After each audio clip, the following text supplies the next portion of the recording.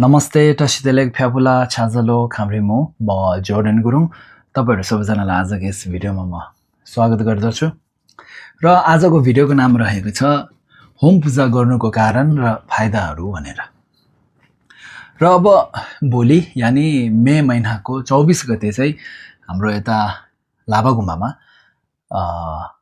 Home पूजा गर्ने छ है। अब यो चाहिँ हामीले गत वर्ष चाहिँ हामीले सधैँ चाहिँ अब यो सागा धाममा चाहिँ हामीले होम पूजा हामीले गर्छौं र अब होम पूजालाई लिएर अब केही प्रश्न र उत्तरहरू मैले तपाईहरुको लागि मैले तयार गरेको छु है। र अब पहिलो कुरा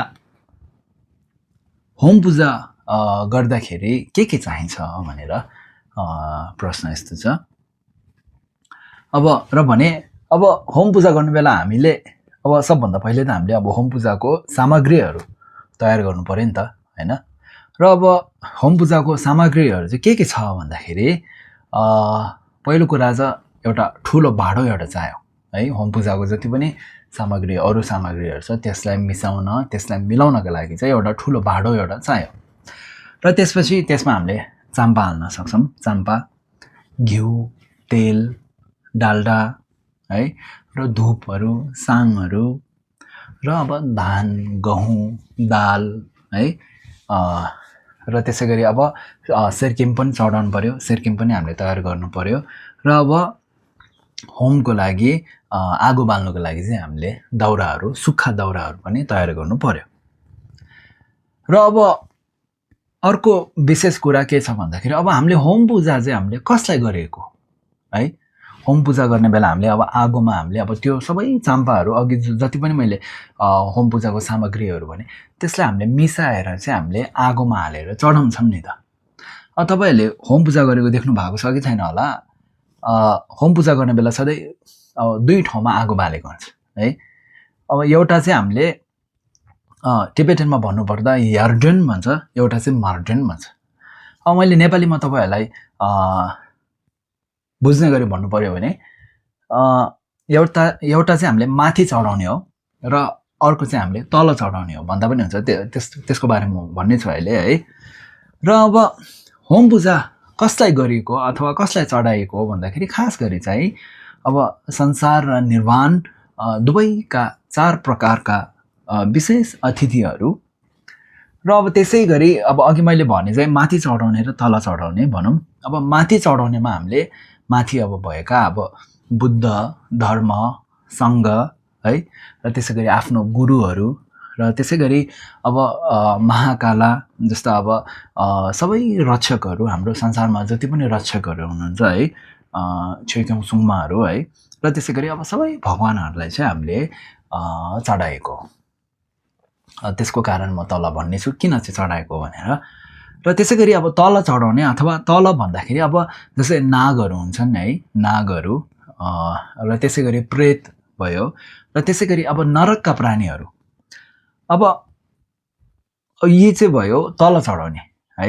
र अब यो माथि बुद्धहरूलाई चढाउनको कारण के हो, तल नाग, प्रेत र अब नरकका प्राणीहरूलाई चढाउनको कारण के हो भनेर म अहिले पछि तपाईहरुलाई भन्ने छु है। र अब तेस्रो कुरा होम पूजा कहिले गर्नुपर्छ भनेर है त।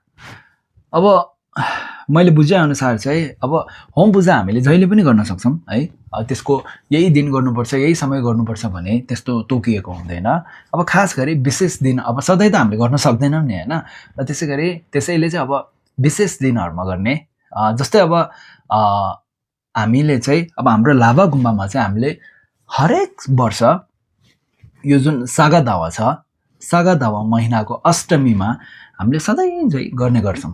अब अष्टमीलाई चाहिँ बुद्ध के भन्छ वेशजी बुद्ध जुन चाहिँ हाम्रो हाम्रो अब बिमारहरू मुक्ति गराउने बुद्ध वेशजी हुनुहुन्छ, उहाँको दिन पनि मानिन्छ अष्टमी। र यो दिन चाहिँ एकदम विशेष भएकोले चाहिँ हामीले हरेक वर्ष चाहिँ हामीले यो सागा दावाको यो अष्टमीमा चाहिँ हामीले होम पूजा गर्छौं। र अब त्यसैगरी अब वर्षभरिमा धेरै विशेष दिनहरू हुन्छ नि त। त्यो दिनहरूमा हामीले यो होम पूजा गर्न सक्छौँ है त। र अब अर्को कुरा, अब यदि कतै गुम्बाहरूमा होम पूजा हुँदैछ, होम पूजा गर्नु हुँदैछ भने अब तपाईँ हामीले के गर्नुपर्छ भनेर त्यसको बारेमा म भन्ने छु। अब आफ्नो नजिकको गुम्बाहरूमा है, अथवा अब कतै गुम्बाहरूमा होम पूजा हुँदैछ भनेर यो दिनमा चाहिँ होम पूजा हुँदैछ भनेर हामीले थाहा पायो भने, हामीले सुन्यो भने चाहिँ हामीले त्यसमा भाग लिने, भनेको त्यो होम पूजामा गएर बस्नु सक्यो भने चाहिँ एकदमै उचित हुन्छ, एकदमै राम्रो हो है त। र अब त्यहाँ गएर हामीले प्रार्थना गर्ने है, र अब सक्नुहुन्छ भने अब म के भन्छु भने, जस्तै अब हाम्रो लाभा गुम्बामा भोलिको दिन, यानि भोलि आइतबार, आज शनिबार भयो, भोलि आइतबार मे 24 तारिक चाहिँ अब होम पूजा हुँदैछ है। र अब यसमा हामीले के गर्नु पर्यो भन्दाखेरि, हामीले अब जति सक्छौँ हामीले आफूले आफ्नोमा जति क्षमता छ आफूले जति चढाउन सक्छौँ, जस्तै चाम्पा होस् है, चाम्पा आधी किलो होस्, 1 किलो होस्, या अथवा चाम्पा 1 पावा होस् होइन। त्यसै गरी जे भए पनि अब जस्तै अब दुधहरू है, धुपहरू, साङहरू, अनि र आगो बाल्ने दाउराहरू, सुक्खा दाउराहरू, जे चढाउनु आफूले जति सक्छ, आफूले जे चढाउन सक्छ सबै चढाउनु पर्छ पनि पर्ने पनि होइन है। आफूले जे चढाउन सक्छ, आफूले जति चढाउन सक्छ त्यो चाहिँ हामीले जस्तै भोलि पूजा हुँदैछ भने आजको दिनमा चाहिँ, आजको बेलुकासम्म चाहिँ हामीले गुम्बामा गएर चढाइदिने है त। गुम्बामा गएर चढाइदियो भने भोलि चाहिँ अब लामाहरूले चाहिँ त्यो होम पूजाको सामग्रीहरू चाहिँ एउटा ठुलो भाँडामा हालेर चाहिँ त्यसलाई मिसाउने, अब कसरी मिलाउनु पर्ने हो, कसरी मिसाउनु पर्ने हो, त्यो चाहिँ गर्नुहुन्छ नि त है। त्यो चाहिँ म तपाईँहरूलाई एउटा अनुरोध गर्न चाहन्छु है। र अब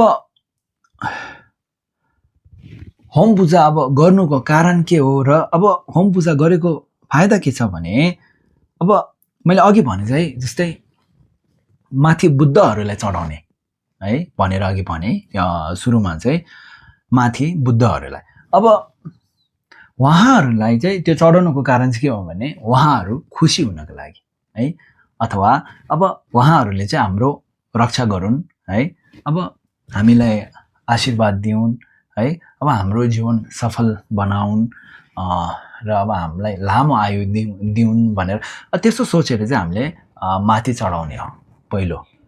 र अब तल, अब अघि मैले भने तल चढाउने, अब कसैले सोच्नुहुन्छ होला अब नाग, प्रेत, नरक, अब उनीहरूलाई चाहिँ हामीले किन चढाउनु पर्यो भनेर नि सोच्ने हुनसक्छ नि। अब त्यो चाहिँ किन हो भन्दाखेरि, अब त्यो चढाउनुको कारण चाहिँ अब नाग है, प्रेत, नरक जस्ता त्यहाँ भएका प्राणीहरू, त्यो प्राणीहरूलाई चाहिँ अब उहाँहरूको दुःख कष्टहरूबाट चाहिँ उहाँहरू मुक्त हुन् है, उहाँहरूले पनि सुख प्राप्त हुन् भनेर चाहिँ त्यस्तो सोचेर चाहिँ हामीले चढाउने हो है त।